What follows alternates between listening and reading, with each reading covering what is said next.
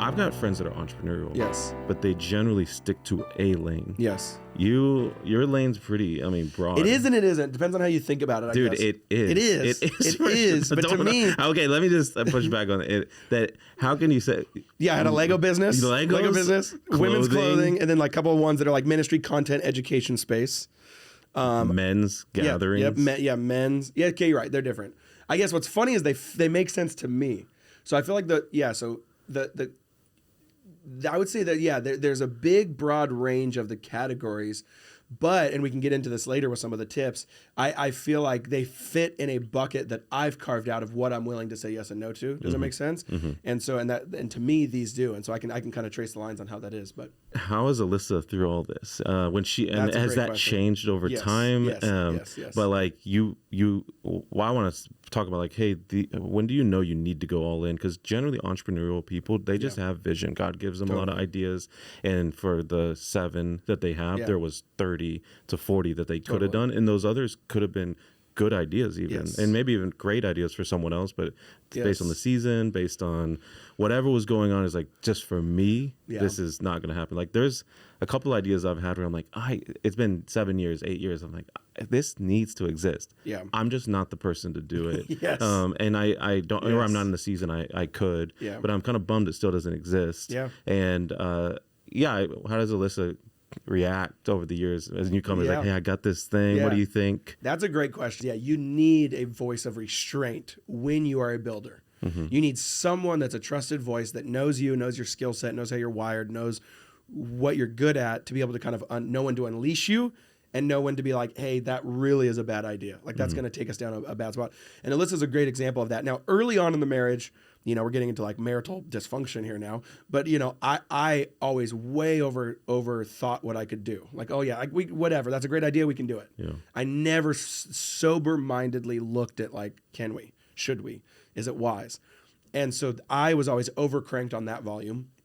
And Alyssa was always a little overcranked, she would say this, on kind of the anxiousness of my energy. Mm-hmm. My energy would make her be like, no, stop, and never actually even really consider the idea at all, because I had kind of like put us in some bad positions by just being like, yes to everything, because I was excited, like a golden retriever. You know what I mean? Yeah. So that's a dynamic that you definitely like want to make sure that you, and so we've gotten to a way healthier spot of that. Now, it does feel like now, 10 years into launching a lot of things, building a lot of things, that we now work very well together with that spirit in health. You have to both find a healthy individual space of that. Does that make sense? Yeah.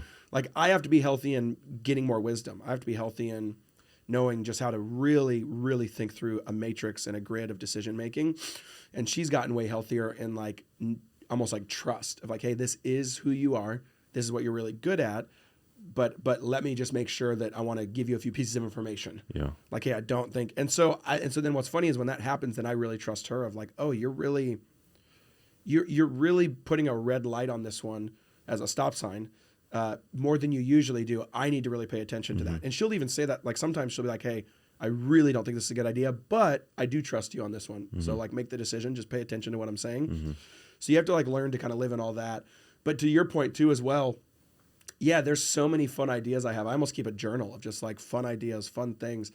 And if it doesn't stick with me, that's always really interesting to me. Like if it was fun for a month, then like that's really, it usually means it's not worthy of whatever.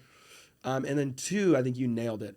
I never would have said this. I thought if it was a good idea, I needed to do it. And you nailed it with the phrase of maybe it is a good idea, but someone else needs to do it. Mm-hmm. And when you come to that kind of conclusion of like, that is a great idea, but I'm not the person for that. Mm-hmm. And at least in this place in life, I feel like I've gotten to a place now where I have to be really mindful of like my schedule's full, like what I'm building and what I care about from a kingdom perspective, I'm tapped. So I'm willing to add more, but it has to be any type of role or position where it's like very low friction on me, and just like something that I can do with like a low lift. Yeah. Does that make sense? Yeah. Okay, so yeah, let's get into it. I want to talk about 4 signs that you should go all in on your entrepreneurial idea. Yeah. Tip number 1 is what I would say, and this is a lesson I've learned the hard way, is make sure you're in the right progression of reigning and ruling. And what do I mean by that? First of all, I think any idea, any building. So entrepreneurial, excited, even if it's a ministry, a nonprofit, whatever, any level of I have a vision for something that doesn't exist and I want to build it. That comes from Genesis 1 and 2, 100%. It's the garden mandate. It's the human mandate. It's in our spirit. It's in our image to build and cultivate and create and kind of make order and beauty out of chaos. That is so, you need to honor that. So first, there's no secular sacred divide. Like honor that is a absolute Genesis mandate of what it means to be a human, is to build and create and cultivate. But it does seem to me like there's an order and a progression of reigning and ruling. And what I mean by that is, and when you mix that up, it starts leading to danger. This is not law, what I'm about to say. This is just like a helpful framework the layers can cross over, but it's helpful to keep in your mind. So I think there's a progression to reigning and ruling. And the first step is you need to learn and reign and rule yourself. Don't go build something before you haven't actually reigned and ruled yourself, your passions, your desires, your character, your integrity, your leadership. Now, this does not mean you have to be perfect. This does not mean you need to be a sage 55-year-old wise leader. Okay, so it's reigning and ruling yourself is the first step of what I would actually call discipleship in another conversation. Reigning and ruling yourself, like bringing into submission, like the flesh. Okay, and becoming a person of the Spirit. Then I think, and again, because with every layer of reigning and ruling, God gives another extra circle of like sphere of influence. So reigning and ruling yourself, boom, if you're semi-successful or at least a level of health, then you go to reigning and ruling what I would say a team. So that could be a marriage, that could be kind of like a brother or friend group, that could be, your kids, whatever it is, but it's like a small couple people level of leadership and reigning and ruling. Okay, so now I want to build with a team. Now I want to bring in 3 to 4 to 5 people, and we want to do something together. Then you go past that, and it's reigning and ruling a tribe, and then after that, it's reigning and ruling a city. So it goes yourself, team, tribe, city, and those are just spheres of influence. That's all that is. It's just like, but the problem is I say this in our men's work, but this is probably true of females, of course, is most men, most humans, most people, they get into a dangerous spot with their life when they are trying to reign and rule down here, and they've never reigned and ruled here. Does that make sense? So it's like, I want to reign and rule a city, but I've never reigned and ruled myself. That's a bad mix-up. And so I think that plays into building and launching entrepreneurship, because it's like you try to go build something or unleash something, and you're not that. You don't have the chops yet, essentially. You're not full of integrity yet, or there's something, because what'll happen is you're basically creating landmines for the future of that project, right? You haven't taken the bombs out of the ground, and so you'll start something, and then in 2 years in, it might blow up, not from like sinful way, like maybe it's not like an affair or something like that for your leadership. Maybe it's just like you're really unwise with money, or you haven't been stewarded or mentored, or you haven't been led. And that doesn't mean you need to be perfect to do those things, but I have found that's because here's what I'm trying to say. The short of this for especially younger people is most people today see people crushing it or hustling or killing it on Instagram, and they get really jealous and insecure, and they might not even be aware of that, and they want to go launch and do some cool side hustle way too quickly. Maybe in 7 years, maybe in 14 years, maybe in 11 years, but right now, probably not. Right or wrong. I don't know. Have you seen the same thing? Yeah, absolutely. Just basically way too quick. Way too early, way too quick. What happens if you start a business too quick? I mean, I don't think, and you could crush it, you could kill it, but I think you also need to take in your soul into perspective. And it could be business. So this is my story, both on projects, but also just like what I got pushed into. I had a video go viral at 22, and then it wasn't really the business space yet, but I just got shoved into conferences, stages, spaces, writing. And I do think the Lord protected me there. I had some great mentors that I was able to steward that process. But yeah, early on, I'm like, man, I shouldn't have been on that stage. I shouldn't have been like both my own soul. Not that it was like a power dynamic thing. It was just like I don't know if my soul was ready for that yet. I think I would have been a lot bit healthier if I waited 3 more years for that moment, 5 more years for that moment. And so it's about just like formation. It's about the formation of yourself, and it's about the exponential growth. So it's like we can take a financial metaphor. What's better, making, $1 million every year for the next 40 years, or in 50 years you make 300 million? Like it's that kind of like, because you've deposited a seed. So again, that's just random numbers. I'm just using ridiculous numbers to show that like that's what I'm talking about. I think for anyone 35 and younger, it's really hard to live for the legacy of, hey, maybe. Do we even desire our best years to be at 80? I don't even know if actually people 30, 25 desire that. I think we want our best years to be at 25 and 30. And I just don't know if that's biblical, but also wise, but also helpful.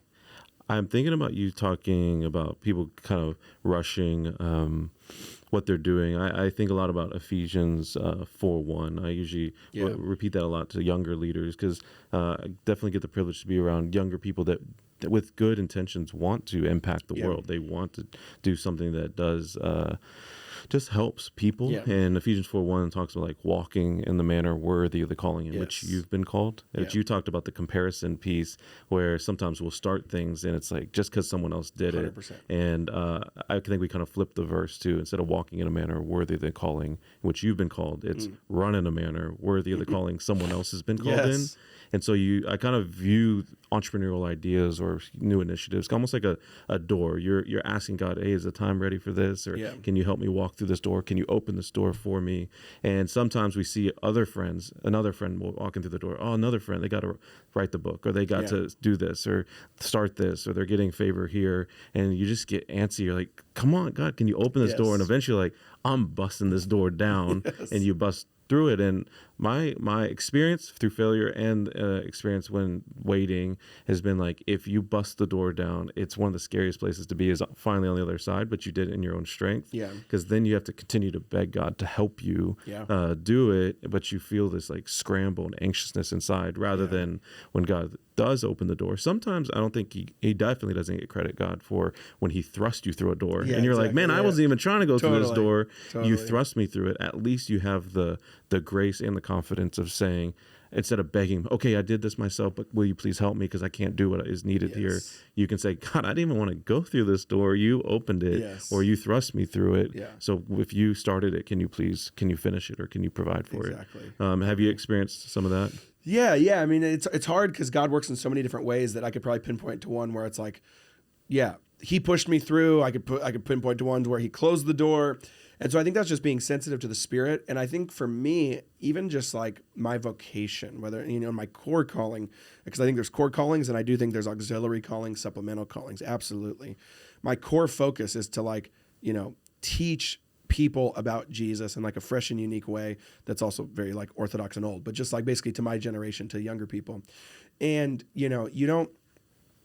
you can't get there. You can't get to these core callings that you have unless you're really spirit sensitive and spirit led. Cause it's like that you need to be able to hear and be, but again, that also only happens by being slow, by having some time. If you don't have time to listen then to God, then I don't know if you have time then you don't have time to hear him. That's basically, and I think so many times we want to go at a fast speed, but then expect, God to like move in that way and talk in that way. And so I think it's like even the door analogy is so helpful, but I think like the busting it in and all that stuff, but I think it's also about like speed. Like I think so many people, the question you need to ask yourself, especially young people, is, am I operating at God's speed or not? I think so many times where I think there's it's a very logical connecting of the dots. It's either you're going faster than God, which I think a lot of people are. You're operating at a speed that he does not operate at, he doesn't honor, and you're going quicker than Jesus. Okay. Or you're not keeping up with him. Like you're actually not doing anything. Right. You're going in the wrong way. So that metaphor plays really well with like the speed and the which direction. And I think that's really helpful to kind of ask yourself that, am I walking at the cadence of Jesus? Man, quicker than Jesus I think most of us are doing that, and again, there's a lot of like, you can get into the weeds here. There's a Japanese, I believe, theologian who actually argues that like, his metaphor is that, we should always be going spiritually at 3 miles per hour because that's the actual average when you that's the speed of God is what he calls it.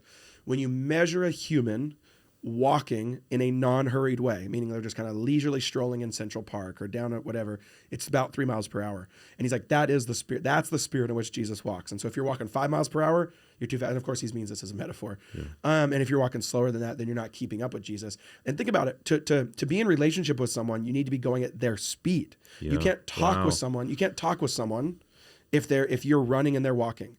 You can't hold hands with someone if you're not walking at all and you're on the couch and they're walking. Like you can go on and on with that. So it's like you have to be at the same cadence or else you cannot be relationally in tune with the person that you're walking with. Gosh, there's so many directions. No, I know. Man, that's that. I love analogies like that. There's like, man, you're right. Relationships with anybody else wouldn't work this way. So why would you think it's going to work here? Exactly. You're also an enigma a bit in the sense that you have all these businesses launch very young. And at a pretty fast pace. I mean, but you also are so intentional with your family, so intentional about your kids. Maybe that is why God gave you like this mutual kind of gift of, okay, I want to help families navigate this with what you're doing there. But also, lastly, writing to help with hustle, because you are in this tension of like, you're one of the most hustled, grind guys I know, but I know you also really, really care about the pace in that relationship and operating at your best through it. Yeah, I mean, I think the point there I always try to make to people is, there's a holy ambition. You have to understand what holy ambition is, which, by the way, the book of Nehemiah would be is the best example of this. We've written on this in Fighting Shadows. But ambition can have like sprints, like bursts of missional urgency. It's more just, are you actually running at a pace that's putting your soul at stake because you're sprinting for your whole life? Sprints are great when it's like the Olympics were a perfect example. You sprint for 100 meters. The people that are doing 4 laps around the track, which, what is that, the 1600? They're not sprinting, right? So it's like, it's knowing the speed is only... The speed has to match up with the race you're in or the moment you're in. And so we kind of liken that to seasons. And that has given me and Alyssa some specific principles where like we kind of call it 6 months or less, meaning you can't, because we're going all over the place, but I think this is also a true thing that's really relevant right now too, is like the spiritual formation is becoming so buzzword in Christian culture right now, Sabbath and all these things. And I'm on that team. I've been writing about that for 10 years. I have included a Sabbath chapter in 5 of my 6 books. So I'm team Sabbath. I'm team spiritual formation. But we are so on that like kick now of just like, that I think it's just like, we're just chilling. Like, go do something. Like, do you know what I mean? Like, I think we're asking, like, it's just, here's another way to put it. John, my buddy John Tyson nailed it. He said, too many young people are worried about burnout when they don't even burn yet. I'm like, that's good. Yeah. And that's 100% true. Yeah. It's like the 24-year-old that's asking like, oh, how are you going to honor my Sabbath? Like, come on. Come on. You have not earned that right yet. You have absolutely not earned that right yet. And so, of course, you still need to have your own spiritual disciplines that make sure you are having a pace of rest and beauty with the Lord. But it's also really hard to read the New Testament and not think Paul was just pushing, shipwrecks, snake bites, pushing city to city to city by ship and by walking and by what you're like, that is. So I think we've lost, if you can't, you have to be able to hold both of those. It is attention. And what I think it is this. I think we conflate soul energy with physical activity. Meaning I know people that can rock with some urgency in their physical activity and their soul is at peace and they are at rest because they're operating at the Spirit of Jesus. It's more it's an internal cadence. Your inner life, your inner self, is that Sabbath? Is that slow? Is that intimate with Jesus? Is that relationally covenantal with him? Okay. And then you can be pushing, right? And I think Sabbath is also to set you up to go do the work of the Lord. When you read Genesis, they rested so that they could go do the 6 days of work. And I think we're just trying to get too quickly to a perpetual Sabbath. And it's like, man, Sabbath is to actually fill you to go do the work of the Lord. Yeah. I want to read a quote by Tim Keller around work, specifically this idea of like doing something. And you're talking about when you're young. And it is a tension of to navigate, definitely. It's a little bit longer quote, but he says, work is so foundational to our makeup that it is one of the few things we can take in significant doses without harm. Indeed, the Bible does not say we should work 1 day and rest 6, or that work and rest should be balanced evenly, but directs us the opposite ratio. Leisure and pleasure are great goods, but we can only take so much of them. If you ask people in nursing homes or hospitals how they are doing, you often hear their main regret is that they wish they had something to do, some way to be useful to others. That's good. I think 100%. It's always nice when you're backed up by Keller, but 100%. I think the best way to think about it is push for 6 days. Push. There's too much at stake, right? The Satan and the demons and the kingdom of darkness is operating at an urgency that we need to at least match, if not up. Okay. And so if we're just all like, oh, all I care about is inner work and spiritual disciplines and my Sabbath, Satan's about to take over the city. Okay. Push, work, believe that there actually has to be an urgency about what you do and why you're here on this earth. And that should also give you an urgency about your own sin.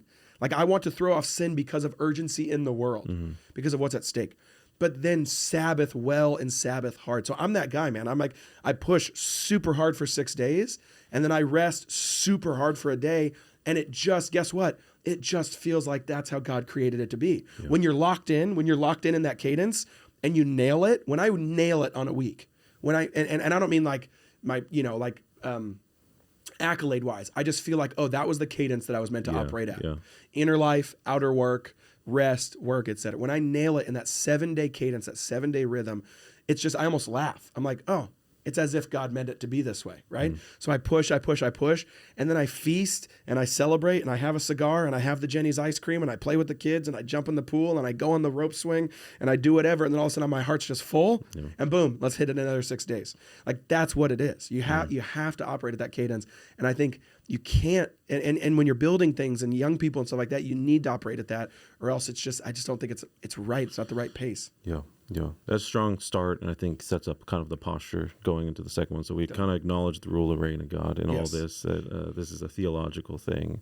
What would you say is your second kind of framework? Number 2 is very simple, very easy. This one can be quick or as long as we want it to be. But, anyone in the financial space, you talk to anyone who's like primary money-making apparatus is like markets, is investments, is venture capital or whatever, they almost always throw out this buzzword. They say like, it's my investment thesis, or it doesn't match my investment thesis, whatever.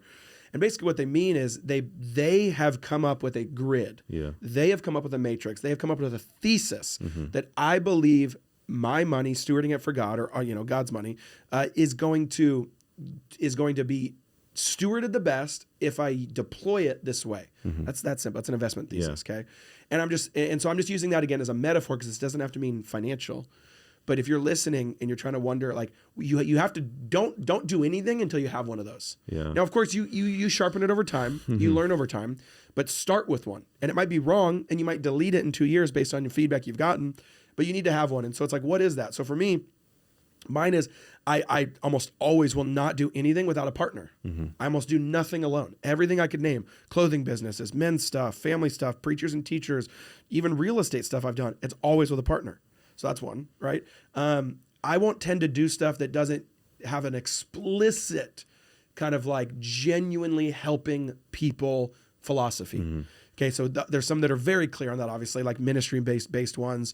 But even like the women's clothing company, New Flora, who we co-own with some of our good friends. I mean, if you go on the About page and you read it, which our friends did this, they launched it, they started, it is highly, highly beautiful and amazing. It's not just here's clothes, but it's actually the whole purpose of the business is to try to fight closet overwhelm and basically kind of fast fashion, which I think from a kingdom perspective is really bad. And so it's like you look at all those things and it's like that genuinely helps women feel beautiful. It helps them feel, in their skin. It's a rhythmic wardrobe. So it also, even from an economic perspective, that kind of the capsule type wardrobe, you can get into all these details, but this is our investment thesis. And so it fit. It was like that genuinely helps people. And so you have to have that. Yeah. And so I think you have to explore that. You have to kind of start putting stuff on the whiteboard, but I think if you want to start building things and building, little side hustles, make sure you have a bucket in which it can fit into, because what it does is it really helps with your yes and your no. It's really hard to say yes and no if you don't know how or why you're saying yes and no to certain projects. Yeah. Are there any questions you kind of ask yourself early on to help you kind of write down and think through the biggest ones for me, just with the place that we're in life, is how much time is this going to take for me? I have to give up. That's probably the biggest one. What is this actually going to demand from me? What's it going to demand from me? How much time, how much energy, whether there's finances, how much risk.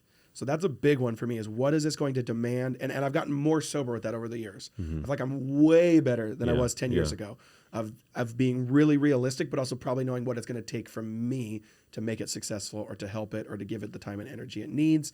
And then the helping people one is genuinely how does this serve people, and will it, or how will it? Those are kind of honestly the two first.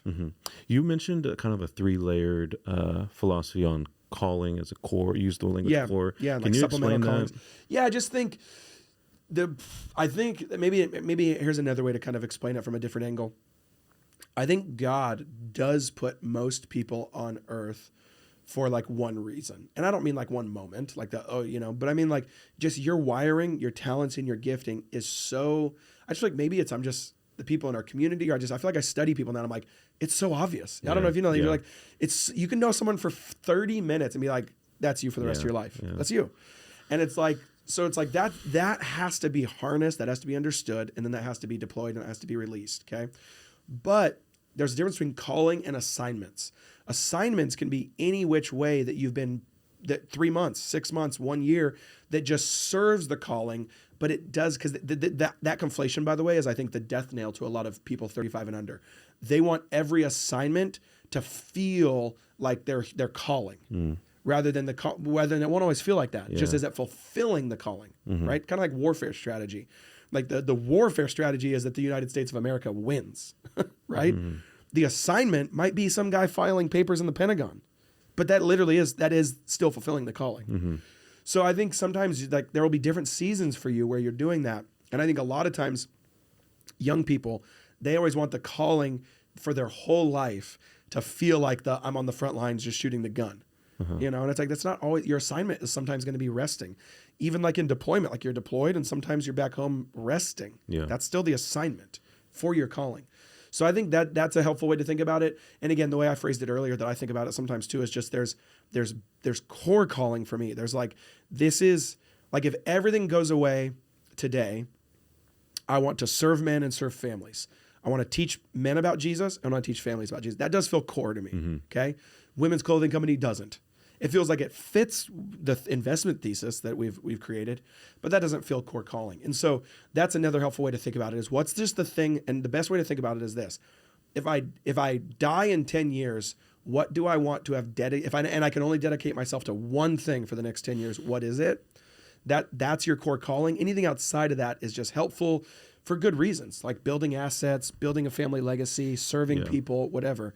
But I think core calling of like, what's the bullseye of the one thing that I can't live without doing, I think is really, really important to get to. Yeah.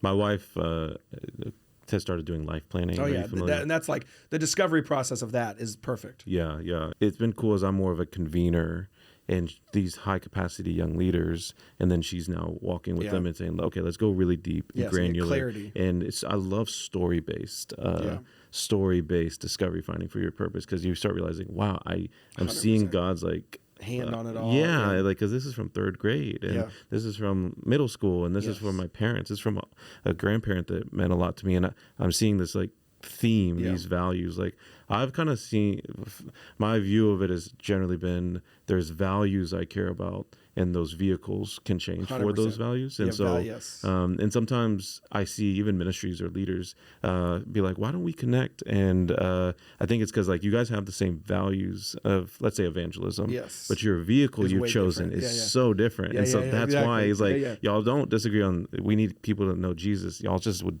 do that from street preaching to stadium gatherings to whatever it may be.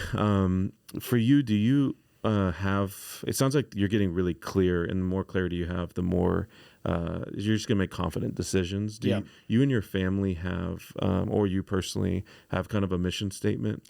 Yeah, 100%. So we've had one for probably 10 years, and it's very simple. And then we have 8 pillars with it too, and so the pillars are a little bit longer, and I think that's a helpful thing is even for people listening, single, family, whatever, is try to get clear on that, and there's you can Google different examples. I have friends that just have like one sentence, and I know people that have like an entire charter, like the Constitution. You can get whatever it is. The only thing that's really important, whatever it is first of all, go down that process. Try to find, you need to have a personal mission statement, a life statement, a family mission statement, not just, that's a very helpful exercise. And again, you can Google those resources very easily, not family ones, but just like mission statement from businesses or whatever. It's all plays and it's all super helpful. And then also 2 things: understand it's a whiteboard exercise, not like a concrete cement exercise. It's just like it should change every couple of years, or at least kind of like mold, adjust, tune the volume as you get clear on yourself. But then one thing that's really key is I tell people is this is not an exercise so that you can put something cute up on your wall. This is an exercise so you can go to war. Like it's 100% that. And then if you have family too, like, or kids, by the way, that's a really practical tip, is for them, like, there's 2 different ways to teach your kids the mission and vision. It's like, it's like, hey, let's just memorize this thing and let's chant it over and over again. Or you can just tell a bunch of stories about your family, about you, about your childhood, about your grandpa, about the kids when they were younger that they don't remember, that just represents the mission statement and the values. And they'll just remember it. Yeah. And so I'm a big fan of the second one, right? Yeah. Meaning just like constantly infuse. We're in Bible study this morning, right? Like the entire Old Testament is just littered with God saying, and tell this to the kids, and tell this to the great grandkids, and tell this to the next generation, and write it down, and don't forget it. It's actually technically the greatest command in Scripture, by the way, by count. Do not forget. Remember. That is the greatest command over a couple hundred times in the Scriptures. And so it's like having those things, and then finding the vehicles for the values that match the mission and vision is a really and putting them in narrative skin. Of like, let me tell you this story when I was a kid, or let me tell you this story when you were a kid, or let me tell you this thing that I did that was really, really hard for dad when he was 16 or whatever. Constantly seed your family with those stories. And it's crazy what it'll naturally give them the mission and vision through the narrative-based structure. Yeah. I'm thinking of, there's the verse in Judges talking about like not telling the kids and remember or this and that. There's in Judges 2:10, it says, and then another generation grew up who neither knew the Lord, nor did they know what he had done. Yeah, I mean, that's it, man. And again, in Joshua and the Torah, that's all the scriptures say is like, tell the future generations. I mean, that's Deuteronomy 6, which is like the classic discipleship verse, and certainly the like core text for the Jewish community and how well they technically do discipleship. Yeah, they do it. Is like remember it and put reminders and markers in your entire life and building and home about it, and then talk about it all the time during the day. That's like, there you go. That's the recipe. That's good. Okay, let's do number 3. Number 3 is this is a very practical one for if you're really trying to wrestle with, should I do something, should I not do something? And it's what I call write a success and a failure postmortem. So think about that idea, and you can name your timeline, but I would say minimum 5 years, 5 years, 10 years, 50 years, whatever. Pick your timeline. So, hey, I want to launch this thing. I want to start this ministry. I want to plant a church, whatever. Okay. And then have one page be the success postmortem and one page be the failure postmortem. And postmortem, by the way, is just the phrase for like when something's done, like, a report of after it finished. So, okay, in 10 years, if I planted a church or launched this business or whatever, and it was a raging success, what would that look like? Yeah. And try to really close your eyes and imagine, make it very fiction-based, narrative. Like really write it out. Okay, this is what I'm looking like. This is where I'm living. This is how many people are in the church. This is how much money I'm making. This is what I'm doing for the kingdom of God. This is how many disciples there are. Whatever. Just really write it out. This is what the weather looks like. This is how many kids I have. Like try to get really detailed because it's really helpful when you try to imagine that deeply, okay, as a success. Then do the exact same thing with a failure. If in 10 years it goes horribly wrong, like no one comes, no one shows up, we go bankrupt, someone in the company gets arrested for tax evasion, I don't know. Just the horribly wrong. Write that out. And don't just do the details. If you're a detail person, talk about your emotions in it. Start really, what would you feel? Would you feel like a failure? Would you feel like a success? Would you feel sad? Would you feel depressed? Like just really sit in the narrative of the success and the failure. And what's wild is it's just a helpful exercise. I'm not saying it gives anything specific, but a lot of times it does bring up a lot of clarity of, I'm not willing for this to even be a failure. Meaning like for you to launch something, you need to be okay with what you just wrote on both. Mm-hmm. Does that make sense? Mm-hmm. You need to be okay if both of those happen. And if you're not, if you're like either too scared of maybe if it's going to be a success or, that's actually not even what I want. Like I will have created a monster that I don't want if that's what it looks like. Or, man, I don't think I'll be able to, if that fails, then I'm not okay with doing it. Well, then I don't know if you're okay with doing it. So like, it's just a helpful exercise of like, it kind of brings up all of these things in your heart, your mind, your imagination that usually you haven't really thought about. And it's a really fun exercise. I do all the time. Yeah. I think of Jesus kind of saying, count the cost. 100%. But this experiment kind of helps you maybe just see some things that are a little bit beyond the normal way of thinking of like, this is big. Or another way to put it is most people, when they do think about launching something, they only think about one of those and they don't think about it very detailed. So they only think about, this is going to go amazing. This is going to go super well. They never think about what happens if it's a failure. Even, by the way, having a plan for that. And then some people are really like fear-based and never think about like, wait, what if it goes well? What if you crush it? And they don't ever tend to sit down and think about it more than just a couple thoughts. It's like really write it out, and you'll be shocked at like, whoa, I don't know if I'm ready for that. Yeah.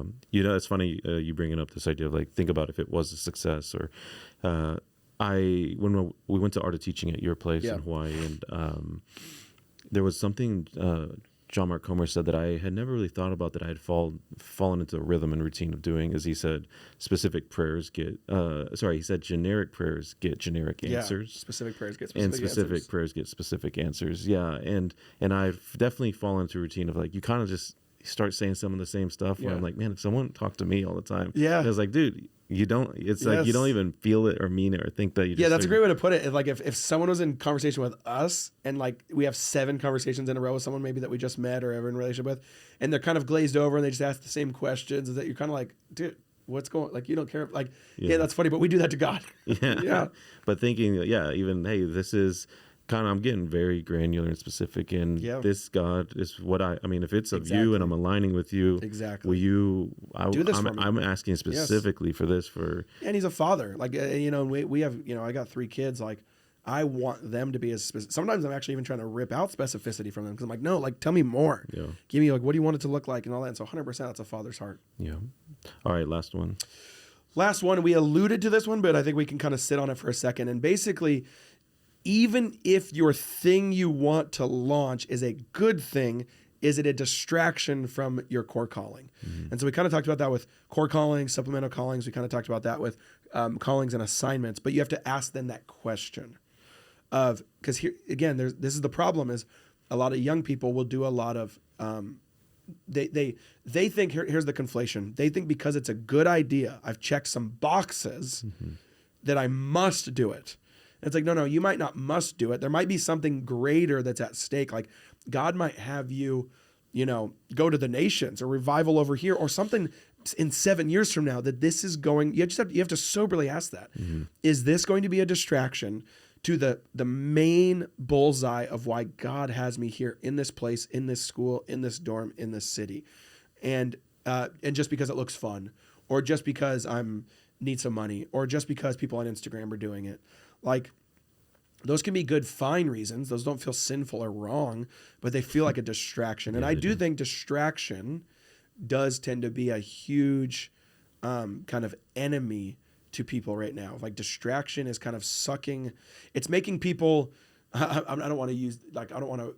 It's almost making our potential. It's making a lot of people live at a 6 out of 10 when they should be living at a 10 out of 10. Yeah, do you know what I mean? Because I feel like it's the irony is maybe it's not even a distraction of the enemy to fall into deep sin. It's just a distraction to do things that's fine. Yeah, again, John has this quote he always says at Forming Men, which is guys love, is he's like it's not sinful, it's just stupid. Like there's a lot of things you're doing that are not sinful. They're just stupid. Yeah. Like, it's a distraction. It's a waste of your time. It's a waste of your energy. You could be doing a lot better things that have a higher ROI. And even there is such thing as kingdom ROI. There's kingdom return on investments. There's a kingdom feedback loop that in God's economy that he calls us to play with. And what are you leaving on the table for multiplication for him that he can't do or won't do because you're not obeying or you're being distracted over here? Yeah. Can you speak a little into what you mentioned earlier when you said sometimes you'll see someone doing something and it's clearly not a distraction. It's like you were designed for this. I see God's hand on you. It's almost, sometimes I see people who are in that, and it's almost a bit emotional because you're like, wow, I feel like connected to God by seeing you in your lane. It's such a random thing, but I remember being at Passion and seeing Carrie Job lead worship and Brooke Liggerwood, and I felt like both those women, like when they lead worship, there's thousands of people there, but I felt like they were just worshiping themselves. We all happen to be there. Yes. And I believe from that, when you're in your lane, in the season you're supposed to be in it, you're just walking at that pace with God. It's more than just, I'm good at it. It feels like authority. And I don't feel like a lot of young leaders have an authority that can actually be given at even a young age because it's coming from God and you being in that space. Yeah, I mean, obviously it talks about that in Timothy of don't look down upon your youth. And there's other things that, like, authority isn't always based in age. Of course, wisdom comes with age, and certainly godly wisdom and stuff like that. But yeah, you can be authoritative at any age. And I think the key with authority is there's a lot of different, not a lot, there's a few different ways, I think, in which we can navigate and steward and understand and receive authority by God. Obviously, the Holy Spirit being the main one. But I think from a theological perspective, I think consecration is a huge path to authority. Yeah. And consecration is setting yourself apart for cleansing, purification, and surrender for God's use. That's essentially what consecration is. And I think God gives authority to those who consecrate themselves. And I do think we have a lot of people, young and old, who just are just unconsecrated. They're just non-consecrated. And they have not set themselves apart. They have not had any season of consecration. Sometimes that's a month. Sometimes that's a week. Sometimes that is years. But if you are desiring authority, which is a good and healthy desire, obviously there could be mixed motives in there. You need to know yourself. But we are called to be authoritative. That is the Genesis mandate again, and it's the Matthew 28 recapitulation of the mandate of all authority has been given to me. Now I give it to you. Go be my disciples and my bear witness. You can't have that without consecration. And so I think that would be one of my final words to everyone listening is, if you want authority, then consecrate yourselves. Put yourself at the foot of the feet of the Lord and just say, man, on his timetable, like, go, Lord, whether this is 10 years or 1 minute, I want to purify, surrender, and offer myself to you. So that I can be your instrument, so that I can be used by you for whatever use you see fit. Yeah. Not whatever use I see fit, not the Instagram use, not the good sexy use, not the amazing use, but just whatever use you see fit, I'm willing to do. And God will allow you to walk in authority and give you that authority when you walk in that obedience. It's good. It's good. Can we end with maybe just one final word of encouragement for those that are listening? Because I feel like you gave us so many practical things. Like even myself, I'm like, yeah, that's something to talk to Cheyenne about. But just any final encouragement to an entrepreneur? Final encouragement, I would say, again, specifically to more entrepreneurial-minded people, I would say make sure you really understand, excuse me, the theological implications, kind of coming back to my first one, of you are doing good and holy work, not just fun work or not just cool work or not just trendy work, but like to build a city is the city of God is the call of a human. That is the call. That was on page 1. It's been all throughout, and that's what God was trying to get back through all of the narratives in the thing. And so by saying that, I'm trying to give you I want you to straighten your spine with whatever you're building. I want you to realize that it's maybe even bigger and more necessary than you realize. And it's not superfluous just because it's not in ministry or because it's not explicitly Christian related. We are called to bring order and beauty out of chaos as being reflections of our own Creator in the world. And so know that whatever you're building, if surrender, even if and by the way, not just yourself, what we talked about, you need to consecrate your business. You need to consecrate the idea. Yeah, that's good. You need to consecrate the project. You need to consecrate whatever that is to God and say, God, this is yours. I want to worship you through this. I want to steward it through this, steward what you've given me through this. And I want people to know more about you through this. And that spirit is a spirit he honors, and I believe he can do. And I think I want to call people back to that too, that is being in all the spheres, whether it's business, whether it's finance, whether it's food, whether it's ministry, there's all these different spheres of influence. Find the sphere of influence that you are called to be in, build something there, steward something there, build a garden, make something beautiful that feeds people, that nourishes people, and know that it's an act of worship back to God.